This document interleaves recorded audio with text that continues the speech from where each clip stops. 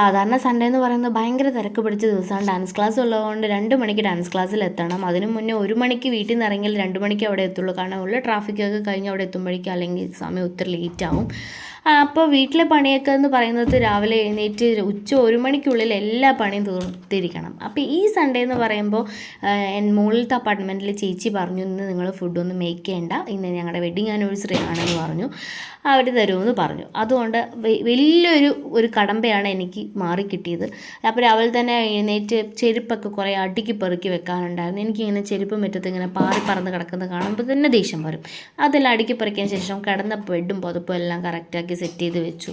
Dining table തുടയ്ക്കാനുണ്ടായിരുന്നു, അടിച്ചു വാരാനുണ്ടായിരുന്നു. അങ്ങനെ കുറേ അധികം പണികളുണ്ടാവും സൺഡേ ആകുമ്പോൾ. പിള്ളേരും ഷാമും കൂടെ പുറത്തെങ്ങാണ്ടോ ആരും മീറ്റ് ചെയ്യാൻ പോയി. അതിനിടയിൽ നല്ലൊരു പാട്ടൊക്കെ വന്നപ്പോൾ ഞാൻ കുറച്ച് നേരം ഡാൻസൊക്കെ കളിച്ചു. എനിക്കിഷ്ടമാണ് കേട്ടോ ഇങ്ങനെ ഒറ്റയ്ക്ക് ഇരിക്കുമ്പോൾ പാട്ടും പാടി ഡാൻസൊക്കെ കളിക്കാനായിട്ട്. അതൊക്കെ അവനവൻ്റെ ഓരോരോ ഇൻട്രസ്റ്റ് അല്ലേ. അങ്ങനെ കുറേ പാത്രങ്ങളുണ്ടായിരുന്നു. കുറേ പണികൾ ബാക്കി വെച്ചിട്ടാണ് ഞാൻ ഇമാതിരി കൂത്തൊക്കെ കാണിക്കുന്നത് കേട്ടോ. അങ്ങനെ കുറേ പാത്രങ്ങളൊക്കെ കഴുകിക്കൊണ്ടിരിക്കുമ്പോഴാണ് ശ്യാമും പിള്ളേരൊക്കെ വന്നു. കൂടെ കുറച്ച് പത്തിരിയും അടയൊക്കെ വാങ്ങിച്ചുകൊണ്ട് വന്നത്. എന്നോട് ചായ തിളപ്പിച്ച് വെക്കാനായിട്ട് പറഞ്ഞിരുന്നു. ഞാൻ വേഗം പാത്രമൊക്കെ കഴുകി അടുക്കി പെറുക്കി വെച്ചതിന് ശേഷം എൻ്റെ വായിലേക്ക് എന്തെങ്കിലും ഇടണ്ടേന്ന് വിചാരിച്ച് ഞാനും അവരെല്ലാവരും കഴിച്ചിരുന്നു കേട്ടോ. ബാക്കി എനിക്ക് ബാലൻസ് വെച്ചിട്ടുണ്ടായിരുന്നു. ഞാൻ ഇത്രയൊന്നും തിന്നില്ല. ഒരടയുടെ പകുതിയാന്ന് തോന്നുന്നു. അതും പിന്നെ ഈ കുഞ്ഞു പത്തിരിയും കഴിച്ചു. പിന്നെ തുണിയൊക്കെ വാഷ് ചെയ്യാൻ ഇട്ടിട്ടുണ്ടായിരുന്നു വാഷിംഗ് മെഷീനിൽ. നേരെ അതൊക്കെ എടുത്തിട്ട് വേഗം അലക്കിയിട്ടു. 2-3 ദിവസമായി അലക്കിയിട്ട്. കാരണം ലിക്വിഡ് തീർന്നുകൊണ്ട് എനിക്കും ഓർമ്മയുണ്ടാവില്ല പറയാനായിട്ട്. അലക്കാൻ നേരത്തായിരിക്കും ഇതൊക്കെ ഞാനും ഓർക്കാം കേട്ടോ. അങ്ങനെ കുറച്ച് സ്നാക്സും വരുമ്പോൾ ഷാമു വാങ്ങിച്ചുകൊണ്ട് വന്നു. അതും ഞാൻ കഴിച്ചിട്ട് ഇഷ്ടപ്പെട്ടില്ല. ഞാനത് വേണ്ടെന്ന് പറഞ്ഞു വിട്ടു. പിന്നെ അവർ ബിരിയാണിയും സർലാസൊക്കെ കൊണ്ടുവന്നിരുന്നു. എനിക്കത് കഴിക്കാനുള്ള സമയം കിട്ടിയില്ല.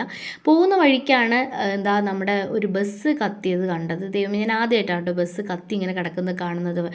വല്ലാത്തൊരിതല്ലേ. എന്തായാലും ആവട്ടെ. തിരിച്ച് ഡാൻസ് ക്ലാസ് കഴിഞ്ഞ് വരുമ്പോൾ സിനമൺ പായസം എന്ന് പറഞ്ഞാൽ എക്കാപ്പറമ്പിൽ പുതിയൊരു ഷോപ്പ് സ്റ്റാർട്ട് ചെയ്തിട്ടുണ്ടായിരുന്നു. റോഡ് സൈഡിൽ തന്നെയാണ്. അടിപൊളി പായസമാണ്. എൻ്റെ ലൈഫിൽ ഞാൻ ഇത്രയും നല്ല പായസം കുടിച്ചിട്ടുണ്ടോ എന്ന് ചോദിച്ചാൽ എനിക്കറിയില്ല. അടിപൊളി പായസമായിരുന്നു. ടെൻഡർ കോക്കനറ്റും പൈനാപ്പിൾ പായസമൊക്കെ ഞാൻ ഫസ്റ്റ് ടൈം ആയിട്ടോ കഴിക്കുന്നത്. എന്തായാലും എൻ്റെ ഫേസ് കണ്ടാൽ തന്നെ അറിയാം അത്രയും ടേസ്റ്റായിരുന്നു.